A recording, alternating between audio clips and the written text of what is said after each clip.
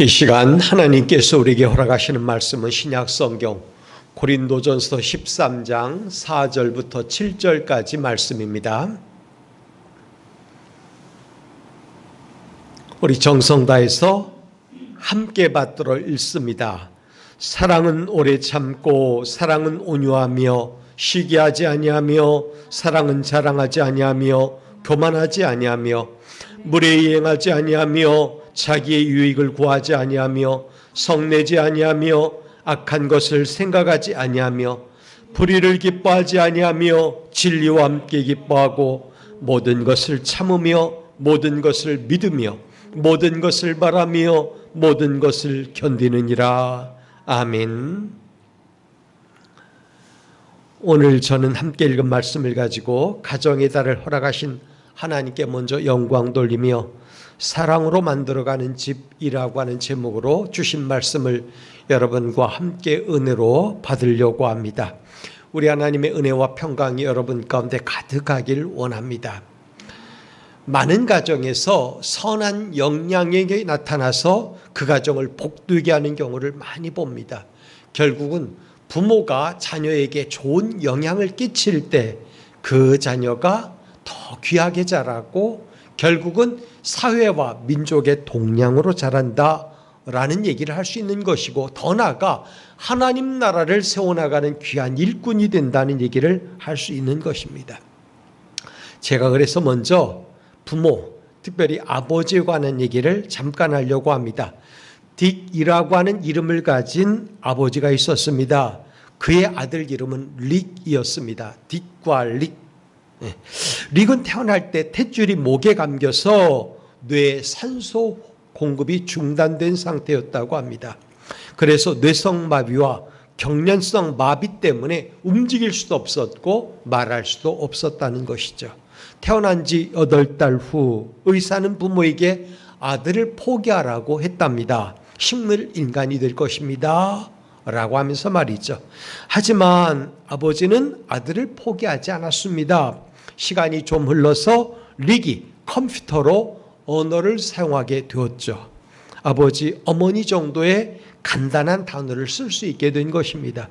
그러던 어느 날 처음으로 자신의 감정을 표현하게 되었는데, 그때 한 말이 뭐냐면 나는 달리고 싶어요 라는 얘기였다는 것입니다. 나는 달리고 싶다. 그의 아버지는 다니던 직장을 포기했습니다. 그리고 그와 달리기 시작했습니다. 릭은 15이 되던 해에 아버지와 함께 8km 자선대회에 나갔습니다. 그들은 완주를 했고 그때서 두 번째로 골인을 했습니다. 릭은 경기 후에 아버지에게 이렇게 말했답니다. 아버지, 오늘 난생 처음으로 제 몸의 장애가 사라진 것 같은 느낌을 가졌습니다 라고 말이죠. 1981년 보스턴 마라톤 첫 출전했는데 4분의 1 지점에서 포기를 했답니다. 그리고 그 이듬해 보스턴 마라톤 대회에서는 42.195km를 완주했습니다. 아버지와 아들의 최고 기록은 2시간 40분 47초였다고 합니다. 마라톤을 시작한 지 4년이 경과한 때 이들은 더 큰 꿈을 키웠습니다. 어떤 거냐면 아들의 소원이 철인 3종 경기에 나가는 것이었기 때문에 이 경기를 준비한 것입니다. 하지만 아버지 딕은 수영할 줄도 몰랐고 6살 이후에는 자전거를 타본 경험도 없었답니다. 사람들은 말했습니다. 절대 불가능합니다. 미친 짓입니다. 아이를 더 힘들게 할 것입니다 라고 말이죠. 하지만 아버지는 아들을 위하여 철인 3종 경기에 참가했습니다. 아버지는 허리에 고무배를 묶고 3.9km 바다를 수영하고 아들을 태운 자전거로 180.2km 용암지대를 달리고 아들이 탄 휠체어를 밀며 42.195km 마라톤을 완주했답니다. 아들이 할 수 있는 것이라고는 아버지가 끌어주는 보트, 자전거에 누워있는 것뿐이었습니다. 모두가 들어오고 한참 지난 후에 아버지와 아들이 들어왔습니다. 사람들은 자리의 끝까지 남아서 그들을 기립박수로 맞아주었습니다. 그때 아들이 말합니다. 아버지가 없었다면 할 수 없었습니다 라고 말이죠. 이 말을 들은 아버지도 말합니다. 내가 없었다면 아버지는 하지 않았을 것이다 라고 말이죠. 맨 마지막에 아들이 컴퓨터에 쓴 글이 있는데 그게 바로 빌립보서 4장 13절 말씀입니다.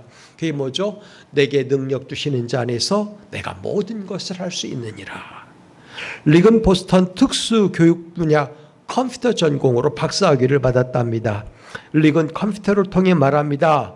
아버지는 나의 꿈을 실현시켜 주었다. 아버지는 내 날개 아래를 받쳐주는 바람이다 라고 말이죠.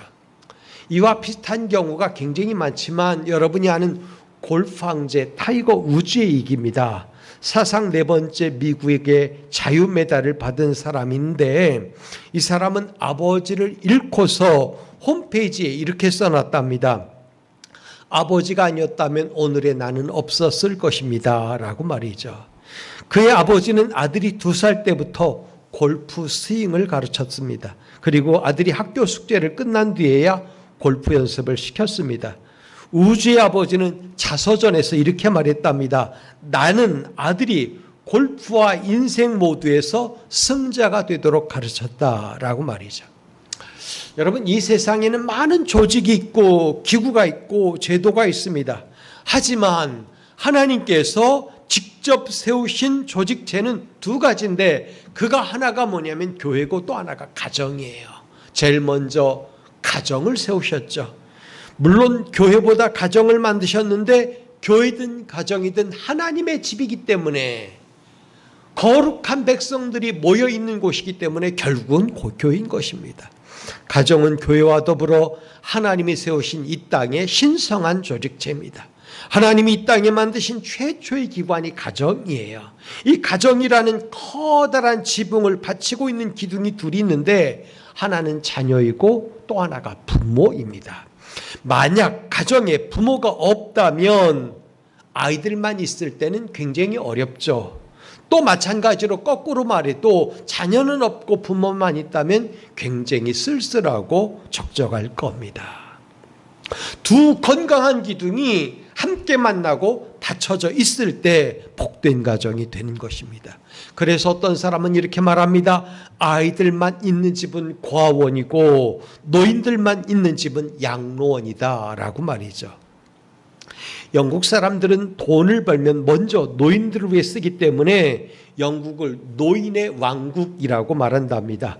프랑스인들은 돈을 벌면 먼저 자기 자신을 위해 쓰기 때문에 프랑스를 젊은이들의 왕국이라고 말한다고 해요. 그럼 미국 사람들은 어떨까? 돈을 벌면 먼저 아이들을 위해서 쓰기 때문에 미국을 어린이의 왕국이라고 부른다고 그래요. 아이들에 대한 관심, 교육시설, 교육방법, 또한 그들에 대한 인격적인 예우, 이 모든 것들이 앞서는 나라가 미국이라는 거죠.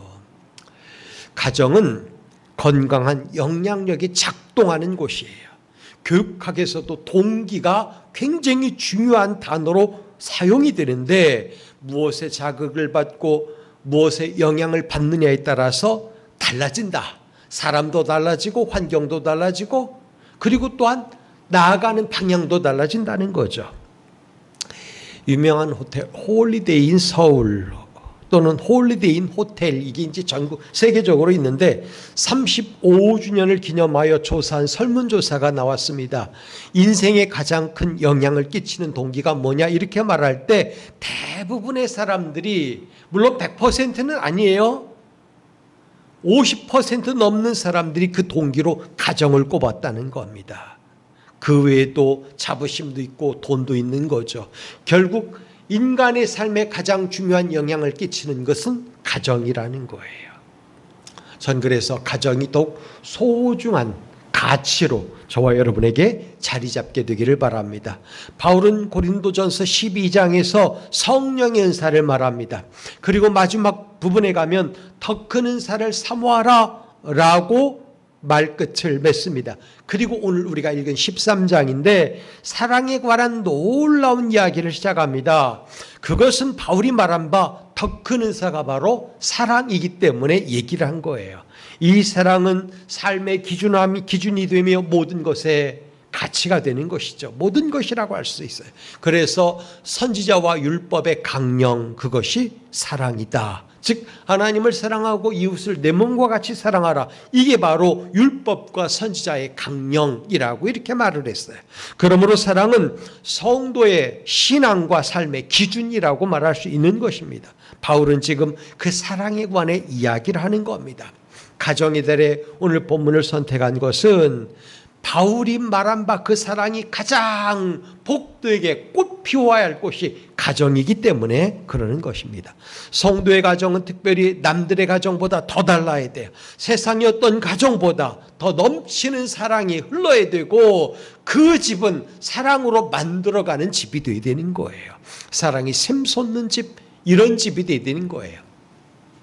이를테면 어떤 가정을 가면 나무도 안 되고 꽃도 안 되고 가축을 길러도 안 되고 사람도 안 되고 꼴이 안 돼요. 그러면 그 가정은 잘못된 거예요. 사람도 잘 되고 가축을 길러도 잘 되고 손대는 것이 잘 돼야 되는 거죠. 저와 여러분의 가정이 그런 가정이 되길 바랍니다. 하나님이 돌보시고 복 주시는 가정, 결국 어떤 것이냐? 하나님의 사랑으로 충만한 가정, 사랑이 샘솟는 집, 사랑으로 만들어가는 집이 될 때 바로 그런 일들이 만들어지는 거예요. 그렇다면 사랑으로 만들어가는 집은 어떤 집일까 하는 겁니다. 몇 가지 오늘 이야기를 가지고 할 겁니다. 첫 번째는 오래 참고 견디는 가정. 오래 참고 견뎌야 한다는 거죠. 바울은 사랑을 이야기할 때 오래 참는 것, 모든 것을 견디는 것이라고 4절에 말합니다. 그래서 4절 첫 줄에 보면 사랑은 오래 참고 이렇게 말하죠. 오래 참는다는 말이 뭘까요? 이런 뜻이 있다 그래요. 첫째는 고난을 당해도 좌절하지 않고 끝까지 참는다라는 말입니다. 둘째로 어떤 뜻이냐면 농부가 씨를 뿌리고 추수할 때까지 기다린다라는 것입니다. 이게 오래 참는 거예요. 고난을 당할 때 불쑥불쑥 성정이 나오고 튀어나가고 싸움질하고 이러면 그 사람의 인생은 망가져요. 농부가 씨를 뿌리고 싹도 안 나고 열매도 안 맺는다고 파헤치고 다른 거 심으면 그렇게 100번을 해도 결실을 할 수가 없는 거예요. 사랑의 은사에는 이 두 가지가 다 포함되는데 따라서 성도는 오래 참는 은사를 가져야 되는 것입니다. 성도는 오래 참음의 은사를 가져야 되는데 애매히 고난당할 때 얼마나 많습니까? 억울한 일 많죠. 직장에서 특별히 그럽니다. 모함을 당하거나 또는 하지도 않았는데 욕을 먹거나 그런 것들이죠. 애매히 당하는 고난으로 인해서 불평하지 말라. 장기간 연속되는 환난 때문에 좌절하지 말라. 자신의 더딘 성장에 대해서도 실망하지 말라. 이웃의 잘못과 실수에 대해서도 쉽게 분노하지 말라. 이런 뜻이 오래 참음 속에 있는 것이에요. 그렇기 때문에 오래 참는다라는 말은 나 자신에게만 국한되는 게 아니라 나와 또 내가 만나는 모든 상황과 함께 맞물려 있는 것입니다. 여러분, 그 모든 현장에서 오래 참아나가는 그런 은사를 간직한 사람이 되길 바랍니다. 하나님이 이미 저와 여러분에게 그런 은사를 주셨다고 생각을 해요. 또 하나 견딘다라는 말인데 이건 원래 군사용어로 쓰인 단어입니다. 여러 모양의 적의 공격이 다가옵니다. 이를테면 활을 쏘고 총을 쏘고 돌을 던지고 또는 물로 공격하고 불로 공격하고 하는 수도 없이 많은 적들의 공격을 견뎌낸다라는 뜻이에요. 즉 고난과 박해에 대하여 끈기 있게 버틴다라는 겁니다. 여러분, 사랑은 그 어떠한 박해와 고난도 견디게 해주는 겁니다. 사랑 때문에 참는 것이고, 만약에 사랑이 없다면 가정 쉽게 깨지죠. 요즘 결혼했다고 하는데 어떤 사람은 열흘 만에 헤어졌다고 그러고, 며칠 전에도 어떤 연예인 보니까 15일 만에 헤어졌다고 그러고, 석 달 만에 헤어졌다고 그러고, 어떤 사람은 신혼여행 갔다 와서 헤어졌다고 그래요. 무슨 일일까요? 견디지 못하는 거예요. 사랑은 어떤 박해와 고난도 견디게 해주는 능력이 있습니다. 결국은 오래 참아야 되는데 오래 참으려면 상대를 바라보는 눈이 달라져야 돼요. 아, 저놈 나쁜 놈. 절대 오래 참지 못해요. 서로를 좋게 볼 수 있는 안목이 생겨야 돼요. 그래서 사랑은 선한 눈, 복된 눈을 가진 사람만이 할 수 있는 거예요. 상대방을 좋게 보려고 하는 마음가짐 있는 사람만 할 수 있는 것입니다. 그렇게 될 때 가정이 화목해지고 행복해지는 거예요. 사랑은 모든 것을 믿으며 모든 것을 바라며 모든 것을 견디느니라 그랬어요. 여러분, 가정에서 이런 일들이 작동되지 않으면 오래 참고 견딜 수가 없고 결국은 붕괴만 남는 겁니다. 밉게 보이기 시작하면 발뒤꿈치까지도 밉다라고 하는 생각을 가져야 돼요. 모든 것이 미운 거예요. 어떤 사람은 그랬다고 하잖아요. 누군가 자꾸 저 사람이 도둑질한 것 같다 라고 느껴지고 믿어지니까 집에 뭐 하나 없어지면 그 사람이 떠오른대요. 그럼 잘못된 거죠. 고슴도치도 제 새끼는 귀엽고 예쁘다고 하죠. 그 말이 뭡니까? 사랑의 마음으로 상대를 바라보면 모든 것이 귀엽고 사랑스러운 거예요. 단점을 가지고 상대를 바라보면 내 눈이 그렇게 열려져 있기 때문에 모든 것이 다 단점으로 보여요. 그렇기 때문에 결국은 내 마음가짐, 내 중심이 제일 중요한 거예요. 오래 참고 견딜 때도 결국은 내 마음이 잘 서 있느냐, 여기에 따라서 오래 참을 수도 있고 견딜 수도 있는 거예요. 여러분, 혹시라도 오래 참지 못하거나 견디지 못하면 내 마음이 바로 서 있지 못하구나, 그 생각을 갖기 바랍니다. 어떤 사람이 조금 덥다고 에어컨을 켰어요. 근데 금방 또 시원해지고 춥잖아요. 아우, 보일러 틀어야지. 보일러를 틀었어요. 근데 또 덥잖아. 에어컨 틀었어요. 에어컨 틀고 보일러 틀고 에어컨 틀고 보일러 틀고. 이거 잘못된 거예요. 저나 여러분의 마음의 눈이 복될 수 있길 바랍니다. 바로 서 있을 수 있길 바랍니다. 그래야 오래 참고 견딜 수 있어요. 주님은 자신을 배신하고 저주하며 도망가는 제자들을 찾아 내가 나를 사랑하느냐 물어보기도 하셨어요. 그러면서 사명도 주시잖아요. 내 양을 먹이라, 내 양을 치라.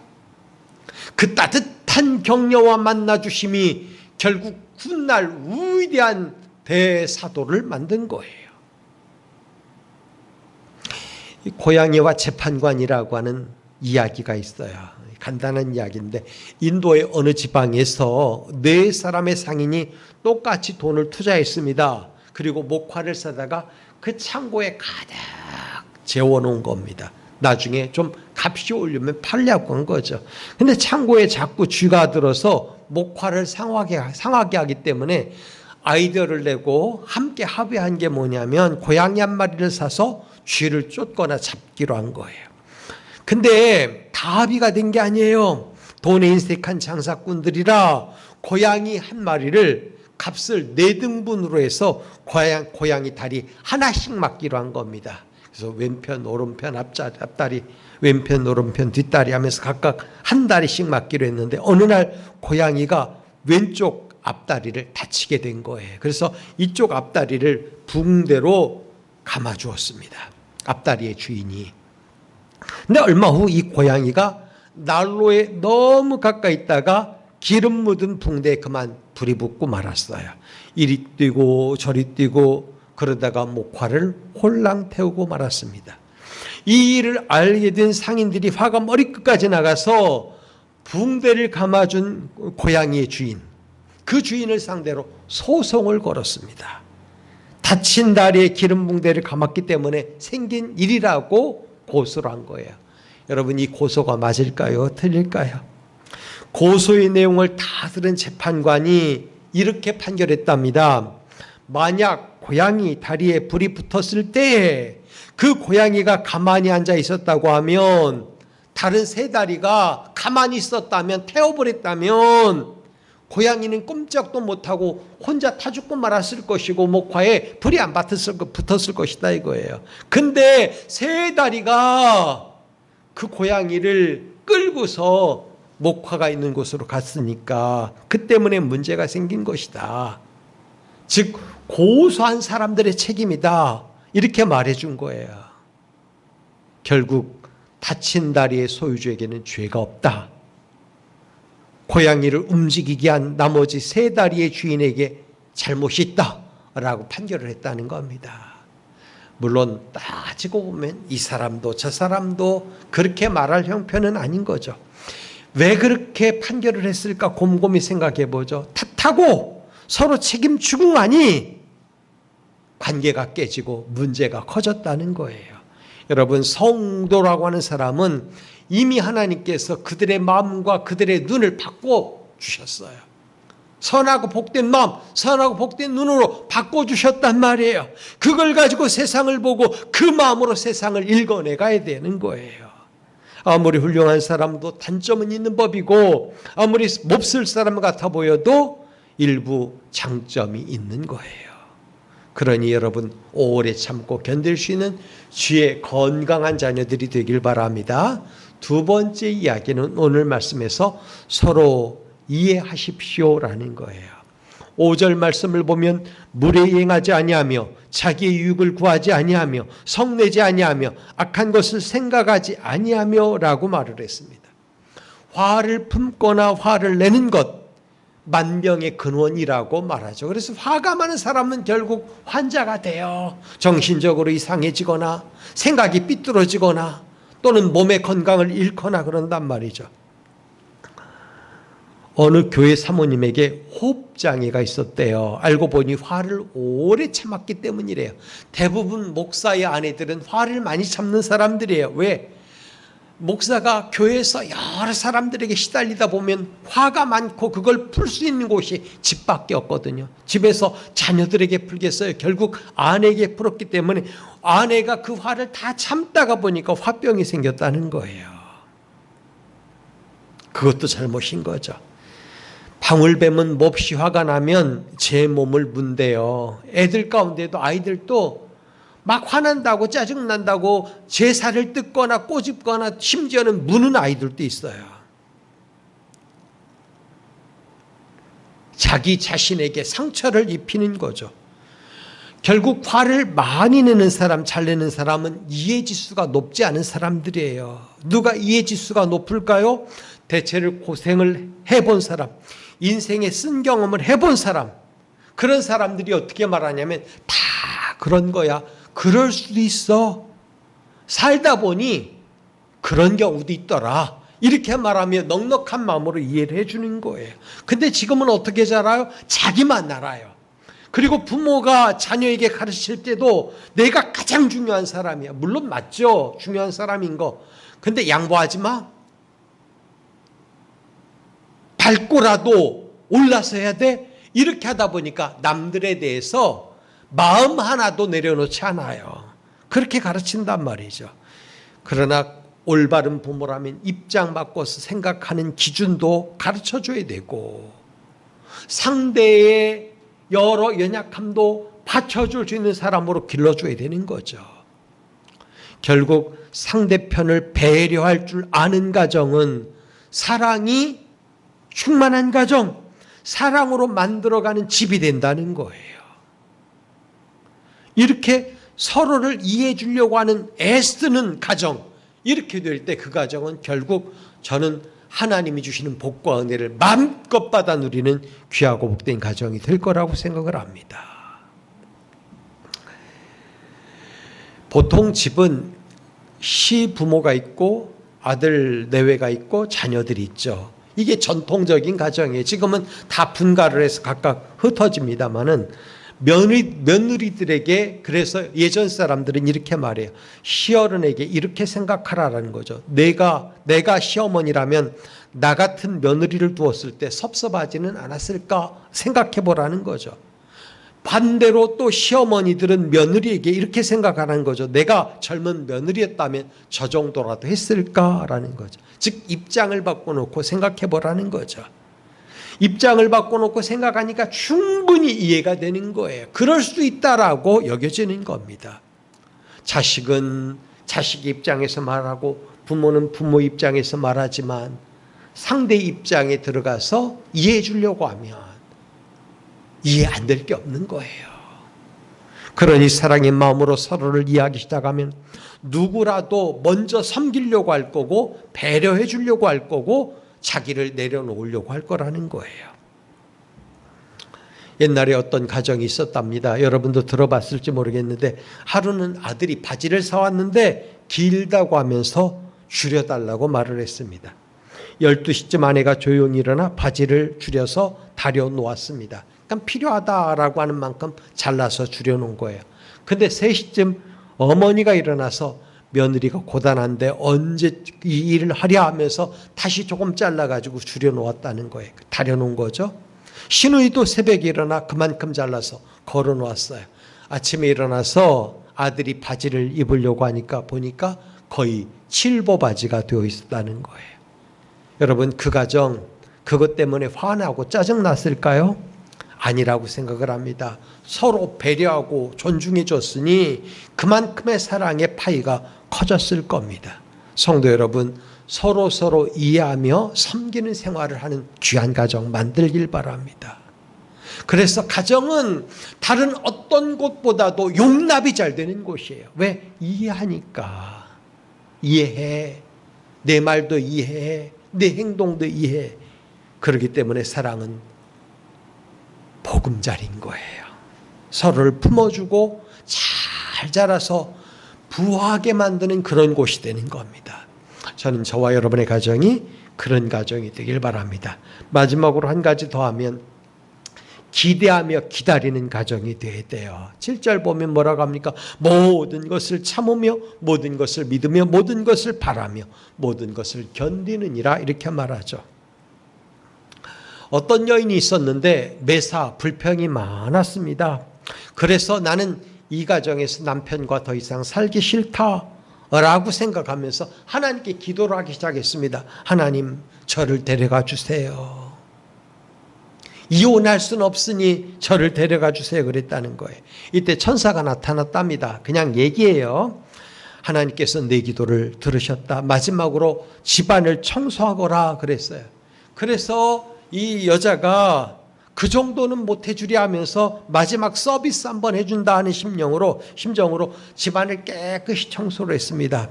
청소가 다 끝나고 나서 하나님께 다시 기도를 드렸습니다. 하나님, 이만하면 하나님께 갈 수 있겠습니까? 그랬더니 천사가 다시 나타나서 하는 말이 아직 정원에 잡초가 많아. 그것마저 뽑거라 그랬습니다. 여인은 정원의 잡초도 뽑았습니다. 정성스럽게 정원을 가꾼 거예요. 그리고 다시 하나님께 기도를 했답니다. 하나님, 이제 하나님 계신 곳으로 데려가 주세요. 그랬더니 천사가 또 나타났습니다. 너에게 남편과 자녀들이 있지 않느냐? 그들이 아직 밥을 못 먹었으니까 배부르게 먹여주고 기다려라 그랬어요. 부인은 마지막이다 싶어서 최선을 다해 만나게 음식을 준비했습니다. 남편이 음식을 맛있게 먹고 자녀들도 맛있게 음식을 먹었답니다. 그리고 하나님께 다시 기도했습니다. 하나님, 이만하면 됐죠? 그러자 천사가 창문을 열어주면서 집안의 구석구석을 돌아봐라 했습니다. 근데 창문을 열고 돌아보니까 집안은 가지런히 정돈되었지, 꽃들은 잘 자라지, 가족의 얼굴에는 기쁨과 웃음꽃이 피어있지. 천사가 다시 물었습니다. 아직도 이 집을 떠나서 하나님께 가고 싶으냐? 그랬더니 여자가 고개를 가로저으며 여기가 천국입니다 라고 말했다는 거예요. 결국 마음을 바꾸고 나니까 열심히 다시 섬기다 보니까 좋고 복된 가정 만든 거예요. 결국은 뭐냐면 기대하며 기다려주고 자기가 뭔가 기여해 주려고 하는 마음을 가지면 충분히 달라질 수 있다는 거예요. 내가 기여하는 만큼 그 공간은 복되게 만들어지는 거예요. 아무것도 안 하면, 움직임 없으면 거기는 먼지가 쌓이고 잡초가 자라게 돼요. 성도 여러분, 사랑으로 보듬고 가꾸어주는 곳이 여러분의 가정, 그래서 여러분의 가정이 꽃대궐, 행복의 대궐이 되게 만들길 바랍니다. 사랑으로 보듬고 가꾸면 모두 사랑스러운 것들로 바뀌어질 거라는 거예요. 손대기 싫다고 귀찮다고 내가 이 일을 왜 하랴 하면서 거들떠도 안 보기 시작하면 거기는 마치 기가 끽끽 소리 나며 돌아가듯 곡식이 자라고 꽃들로 가득 차야 될 곳이 잡초로 무성해져 있듯 그렇게 되는 거예요. 언젠가 제주에서 전화가 왔어요. 어떤 권사님이 도대체 사시는 분이 정원을 안 가꿔서 풀이 무성해요. 어떻게 해요? 그러는 거예요. 우리 집이 그렇게 됐다는 거죠. 가보니까 장난이 아닌 거예요. 잔디를 쭉 잘 심고 가꿔 놓고 온 곳인데 거기에 쑥이 자라가지고 장뜩 자라있고 심지어는 칡렁풀이 들어와서 자리를 잡고 있고 그리고 토끼풀이라고 하는 게 이게 엄청난 건데 이런 것들이 질비한 거예요. 다 잔디를 다시 심어야 될 정도로 했다는 거죠. 이틀 동안 풀 뽑고 잡초를 제거하고 잔디를 자르느라고 얼마나 고생했는지 몰라요. 돌보지 않으면 그렇게 되는 거예요. 순식간에. 여러분, 저나 여러분이 손대는 일, 가정과 일터도 마찬가지예요.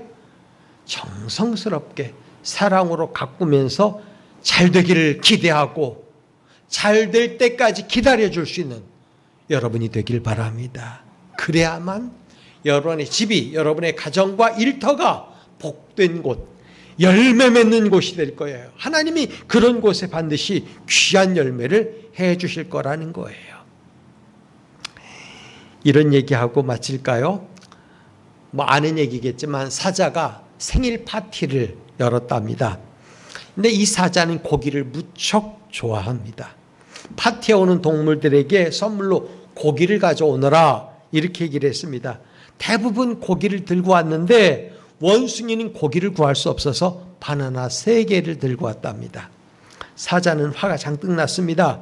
그래서 원숭이가 가지고 온 바나나를 원숭이에게 힘껏 던졌습니다.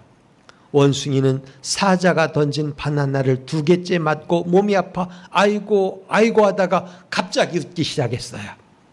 사자는 더 화가 났습니다. 나머지 하나 먼저 던져버렸습니다. 결국 원숭이는 쓰러지면서 그래도 웃었어요.